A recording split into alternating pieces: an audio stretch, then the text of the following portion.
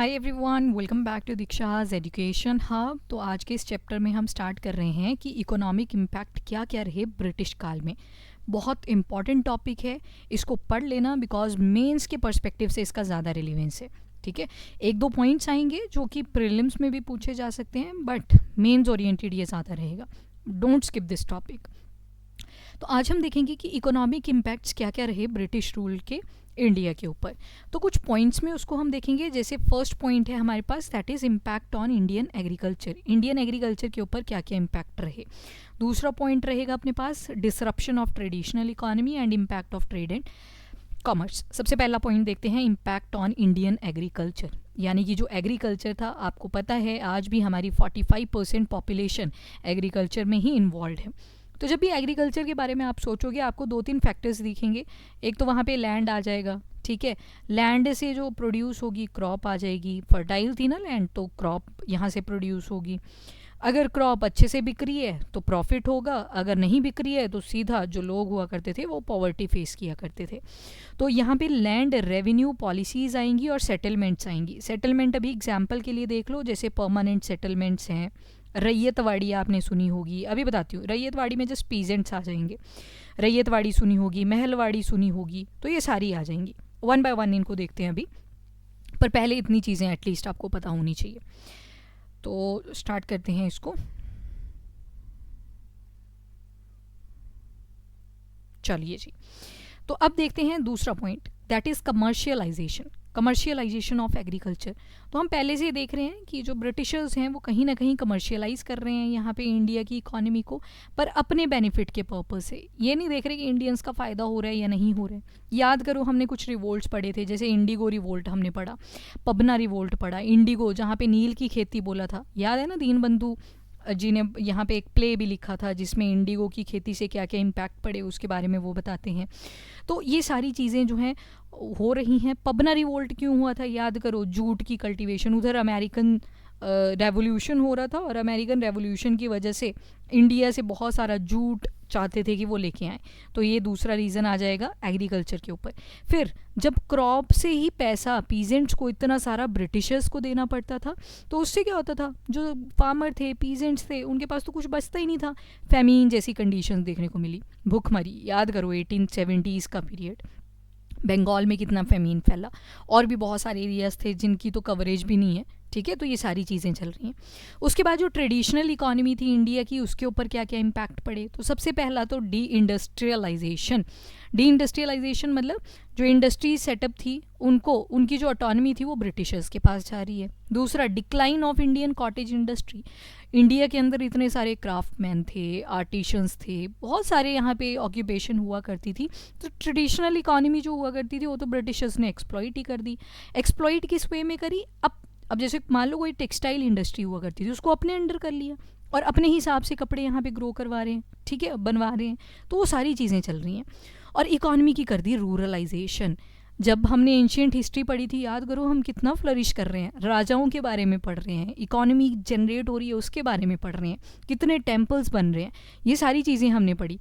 पर जैसे जैसे टाइम बीतता गया, ब्रिटिशर्स की एंट्री होती गई, हम देख रहे हैं इंडियन इकॉनमी ठप हो रही है सारी, ठीक है, क्योंकि उनकी ज़्यादा यहाँ पे पार्टिसिपेशन देखने को मिल रही थी। ट्रेड एंड कॉमर्स की अगर बात करें तो ट्रेड एंड कॉमर्स पे क्या इम्पैक्ट पड़ा, तो जो आज भी पढ़ते हो आप, रेपो रेट, ठीक है, रिवर्स रेपो रेट, ये सारी चीज़ें हम देखते हैं। तो यहाँ पे फिजिकल एंड मॉनेटरी पॉलिसीज़ के ऊपर बहुत ज़्यादा इम्पैक्ट पड़ा। ठीक है, जिस बेसिस पे हमारी इकोनॉमी चल रही थी, वहाँ पे अब ब्रिटिशर्स की आपको ज़्यादा इंटरफेरेंस देखने को मिलेंगी। Preferential tariffs. प्रेफरेंशियल टैरिफ्स का मतलब है जितनी ज़्यादा प्रोडक्ट्स, मान लो कोई प्रोडक्ट है वो ब्रिटिश में बहुत ज़्यादा बिक रही है, तो यहाँ पे 2 बार टैक्स कलेक्ट कर रहे हैं। वहाँ के लोगों से तो कम ले रहे हैं, पर जहाँ से बन के जा रही है चीज़, यानी कि इंडिया, वहाँ पे बहुत ज़्यादा टैक्स इम्पोज कर रहे हैं। प्रेफरेंशियल टैरिफ्स, ठीक है, अपनी फेवरेट जो चीज़ें हैं अपने हिसाब से टैक्स इम्पैक्ट कर रहे हैं, ये नहीं देख रहे कि इंडिया के ऊपर क्या इम्पैक्ट पड़ रहा है। और सबसे important, drain of wealth. Drain of wealth is not only about money. Drain of wealth में हम सिर्फ पैसा नहीं देखते, कितने रिसोर्सेज इंडिया से गए थे ब्रिटिश।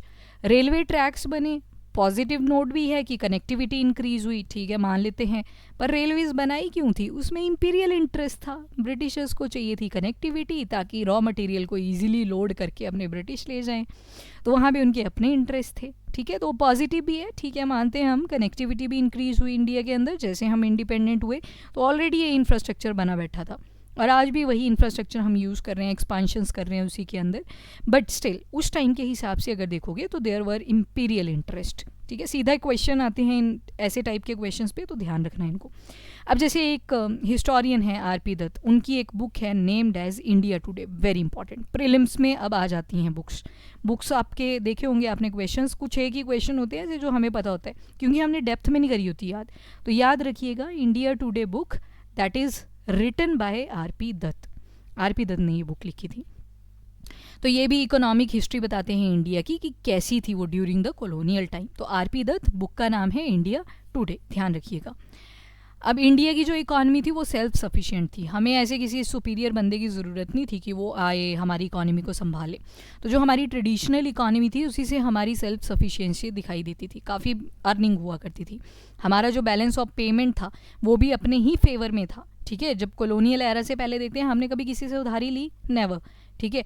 आज के टाइम पे हम उधार ले रहे हैं, ठीक है, पर उससे पहले की अगर टाइम लाइन में देखेंगे तो हमें कभी ज़रूरत ही नहीं पड़ी, बिकॉज हमारा जो बैलेंस ऑफ पेमेंट था, बैलेंस ऑफ पेमेंट होना बहुत ज़रूरी होता है। फॉर एग्जांपल हमें बाहर से कोई चीज़ परचेज़ करनी है तो हमारा एक अकाउंट होता है that is balance of payment, उसमें पैसा होना चाहिए, जैसे डॉलर्स में होता है ना एक्सपोर्ट एंड इंपोर्ट, तो यहाँ पे पैसा होना चाहिए और ये हमेशा ज़्यादा होना चाहिए, पॉजिटिव में होना चाहिए। नेगेटिव में गया तो उसका मतलब होता है उधारी बहुत ज़्यादा है।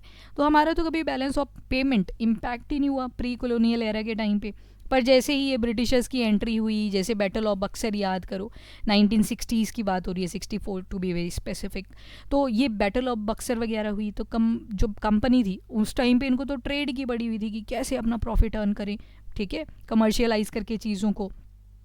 तो उस वजह से क्या हुआ कि जो हमारे ऊपर इम्पैक्ट थे, बैलेंस ऑफ पेमेंट वगैरह थी, वो सारे इम्पैक्ट होने लगे। अब हमने बुलियन को इम्पोर्ट करना बंद कर दिया और हम कमोडिटीज़ खरीदने लगे बाहर से। और कमोडिटीज़ खरीद कौन रहा था? मेन कौन था यहाँ पे? ब्रिटिशर था। अपने अंडर कर लिए हैं लैंडलॉर्ड जो लालची थे, काफ़ी ज़मींदार जो लालची हुआ करते थे, और एक्सप्लॉइट किसको कर रहे हैं? The common people of India, ठीक है। तो कमोडिटीज़ वगैरह हमने क्या करा? परचेज़ करना शुरू कर दिया from the income earn through trade in India. हमारे ही पैसे से आके ये चीज़ों को ख़रीदना शुरू कर रहे हैं ताकि इनके कमर्शियल बेनिफिट्स हो सकें। तो ओवरऑल अगर हम देखें ब्रिटिश की जो इकोनॉमिक पॉलिसीज़ थी उससे हमारी जो ट्रेडिशनल सेल्फ सफिशिएंट इकॉनमी थी वो बहुत ज़्यादा डिसरप्ट हुई, बहुत ज़्यादा हैम्पर हुई, ठीक है। तो these are the negative impact जो कि ब्रिटिशर्स ने कहीं ना कहीं इंडियंस के ऊपर कॉज करे। डी इंडस्ट्रियलाइजेशन कर दिया, ठीक है। इन ब्रिटिशर्स को जो चीज़ें चाहिए थी उसकी इंडस्ट्रीज़ का सेटअप करवा दिया, और जो हमारी कॉटेज इंडस्ट्रीज़ थी, महात्मा गांधी का रोल आएगा तो वो भी बोलेंगे कि प्रमोट करो कॉटेज इंडस्ट्रीज़ को, पर ब्रिटिशर्स ने क्या किया? नील की खेती करवानी शुरू कर दी, क्योंकि इनको ये कलर चाहिए होता था अपने ब्रिटिश के अंदर। बोल रहे हैं जी 25% तो आपको याद है ना, वो नीच सिस्टम वगैरह हमने पढ़ा था, तो बोल रहे हैं कि कॉन्ट्रैक्ट बनवाओ, ठीक है, अपनी ज़मीन के अंदर 25% हिस्से के ऊपर आप सिर्फ नील को ही ग्रो करवाओगे। सो हमारे जो क्राफ्टमैन हैं, आर्टिसंस हैं, जिसके लिए हम बहुत इम्पॉर्टेंटली जाने जाते हैं, याद करो चोला पीरियड, सबसे इम्पॉर्टेंट नटराजा की वो हमने मूर्ति देखी थी, याद है ना वो आपको? तो कितना इम्पैक्ट पड़ चुका है इस टाइम पे हमारे ऊपर। हमारी इंडस्ट्री बिल्कुल ठप बैठ चुकी है, और इंडस्ट्री जो है वो अब ब्रिटिशर्स के हिसाब से चल रही है। नई क्लासेस बन गए लैंडलॉर्ड्स के। पहले ज़मींदार कहीं ना कहीं पीजेंट से टैक्स तो लिया करते थे, प्रोटेक्शन प्रोवाइड करेंगे एंड ऑल, अब यहाँ पे एक्सप्लॉइट कर रहे हैं पीजेंट्स को। इम्पॉवरिशमेंट, ये देखो इम्पॉवरिश के अंदर आ रहा है एक word that is the power. Power से बनती है पॉवर्टी, गरीबी। मतलब पहले जो लोग रिच थे या मिडल थे वो कहाँ को जा रहे हैं अब? टुवर्ड पुअरनेस, ठीक है, गरीबी की तरफ जाना शुरू हो चुके हैं, क्योंकि अब एग्रीकल्चर की भी क्या हो चुकी है? कमर्शियलाइजेशन। क्रॉप उस हिसाब से ग्रो करी जा रही है कि वो बेची भी जाए आगे, प्रॉफिट भी उससे अर्न हो सके। और टेक्नोलॉजी का कोई एक्सचेंज नहीं हो रहा है। अपने वहाँ पे ब्रिटिश में ये लोग टेक्नोलॉजी को इम्प्रूव करे जा रहे हैं, तभी तो आज के टाइम पे इनको हम क्या बोलते हैं? डेवलप कंट्रीज़ बोलते हैं ना। अगर मैं देखो आपको एक यहाँ पे एक छोटा सा पॉइंट बताती हूँ। Point is, give me a second, ये देखो, जब हम अपनी अर्थ को देखते हैं ना, let me show you, 1 second, यहाँ पे आ जाओ। देखो जब हम अर्थ को देखते हैं ना तो there is equator in between, ठीक है। और बोलते हैं कि ये जो नॉर्थ वाले हेमिस्फेयर में जितनी भी कंट्रीज़ लाई करती हैं, यहाँ पे बस ऑस्ट्रेलिया को इंक्लूड कर लिया जाता है, क्योंकि ऑस्ट्रेलिया भी किस कैटेगरी में आता है, डेवलप्ड नेशन की कैटेगरी में। और ये जो बिल्कुल साउथ में पड़ रही हैं सारी, south America, African union, India के कुछ पार्ट्स, बहुत सारे साउथ ईस्टर्न एशियन कंट्रीज़ हैं, इनको बोलते हैं कि they are developing in stage, अभी डेवलप हो रही हैं, हम डेवलप्ड नहीं हैं। और ये कैसी है नॉर्थ वाली side, these are developed countries, developed की ये डेवलप हो चुकी हैं, इनके पास काफ़ी अच्छी टेक्नोलॉजी है। तो बीच में एक लाइन ड्रॉ कर दी इन्होंने, देखो Brent line. Brent line differentiate करता है नॉर्थ को साउथ से, और नॉर्थ में बोलता है कि सारी डेवलप्ड कंट्रीज़ हैं और साउथ वाली जो हैं they are under developing stage. तो ये देखो कितना सुपीरियर और इन्फीरियर कॉम्प्लेक्स आ चुका है, हमें ही एक्सप्लॉइट किया और अपनी कंट्रीज़ को जाके इन्होंने डेवलप कर लिया, ठीक है। तो ये सारी चीज़ें ध्यान में रखोगे आप। तो हम कहाँ जा रहे हैं, हम जा रहे हैं पॉवर्टी की तरफ, अपनी ये टेक्नोलॉजी को इम्प्रूव कर रहे हैं और यहाँ पे पॉवर्टी में धकेल रहे हैं बाकी कंट्रीज़ को। इसके बाद बहुत सारे फेजेस आते हैं कॉलोनियल इकोनॉमी एक्सपांशन में। तो जो पॉलिटिकल एनालिस्ट जिनकी हमने बुक देखी इंडिया टुडे, आरपी दत्त, उन्होंने बहुत सारी एक्सटेंसिव स्टडी करी on political and economic impact of colonialism, कि ब्रिटिशर्स की वजह से क्या क्या इम्पैक्ट रहे हमारे इंडिया के अंदर। तो 3 सक्सेसिव फेजेस बताते हैं ये कॉलोनियल इकोनॉमी के, कि जो ब्रिटिश गवर्नमेंट इंडिया के अंदर सेटलमेंट करके बैठी हुई है तो कैसे कैसे हम इम्पैक्ट हो रहे हैं। सबसे पहले तो हम देखेंगे agrarian policies of British government. तो यहाँ पे जो गवर्नमेंट थी, कंपनी थी, ब्रिटिशर्स थे, इनको मिल रही है दीवानी, ठीक है। दीवानी याद करो, वो दीवानी में आते थे आपके फाइनेंसेस। तो अभी कौन कंट्रोल कर रहा है फाइनेंसिस को इंडिया के अंदर, ब्रिटिशर्स कंट्रोल कर रहे हैं। कब से मिल गए थे ये दीवानी राइट्स, 1765 से। पहले कैसे थे ये, राजाओं के अंडर थे, मतलब राजा को बिठाए भी रखते थे गद्दी पे और अपनी चालें भी चलते रहते थे, वैसे चल रही थी।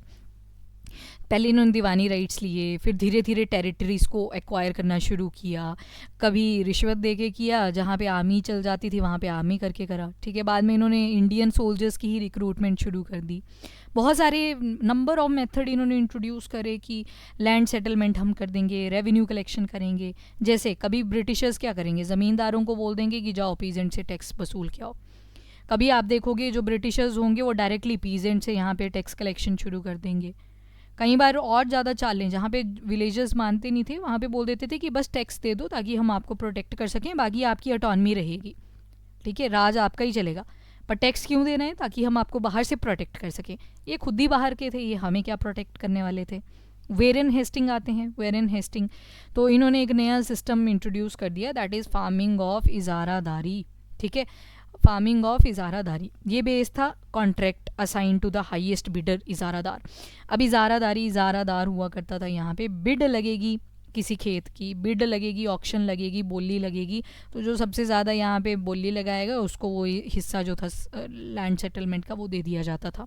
तो ये नए टाइप का ड्रामा आ चुका था। रेवेन्यू कलेक्शन राइट्स जो थे they were granted to European district collectors, European district collector यानी कि डीसीज, जो डीसी हुआ करते थे उस टाइम पे वो भी यूरोपियन ही बैठे थे। तो जो भी कलेक्शन करी जाएगी रेवेन्यू की वो किसको दे दी थी रिस्पॉन्सिबिलिटी, डिस्ट्रिक्ट कलेक्टर्स को। पर ये जो एक्सपेरिमेंट था काफ़ी अनसक्सेसफुल प्रूव हुआ। क्यों प्रूव हुआ अनसक्सेसफुल, बिकॉज बोली लगा रहे हैं तो एक के ही पास ऑटोनॉमी जा रही है, तो जो ये मेथड और क्वांटिटी ऑफ जो कलेक्शन हो रही थी रेवेन्यू की वो उतनी डिमांड के हिसाब से नहीं कलेक्ट हो पा रही थी। तो ये जो मेथड था कॉन्ट्रैक्ट वाला इजारादारी सिस्टम, ये हो गया फेल। इसके बाद इन्होंने रेलवेज़ बनाना शुरू करा। रेलवे का क्या पर्पस होता है, कनेक्टिविटी आ जाएगा एक तो, और टेलीग्राफ लाइंस इन्होंने डिप्लॉय कर दी। बहुत बड़ा पोस्टल सिस्टम का एक इंफ्रास्ट्रक्चर सेट करवा दिया ताकि एक जगह से दूसरी जगह पे कोई लेटर भेजना है तो वो चीज़ें जो हैं वो कनेक्ट हो सके। पर मेन रीज़न, चाहे वो रेलवेज़ हों, टेलीग्राफ लाइंस हों, पोस्टल सिस्टम हो, जो मेन मोटो था ना इनके पीछे वो अपना फ़ायदा था, इंपीरियल इंटरेस्ट आपको देखने को मिलेंगे। इट्स नॉट कि हमारे लिए बनाया था, ये सारी चीज़ें उन्होंने खुद के लिए बनाई थी, ना कि हमारे लिए। नेक्स्ट लेक्चर में हम देखेंगे क्या क्या फेजेज़ आए कॉलोनियल इकोनॉमिक एक्सपांशन के अंदर। 3 फेजेज़ हैं, तीनों ही अगेन मेंस के लिए सबसे ज़्यादा इंपॉर्टेंट है, ठीक है। इसको देखते हैं नेक्स्ट लेक्चर में। अभी के लिए इतना ही। Feel like the video, do like and share as well as subscribe the channel. Till then bye bye, take care, thank you and have a nice day. Thank you everyone.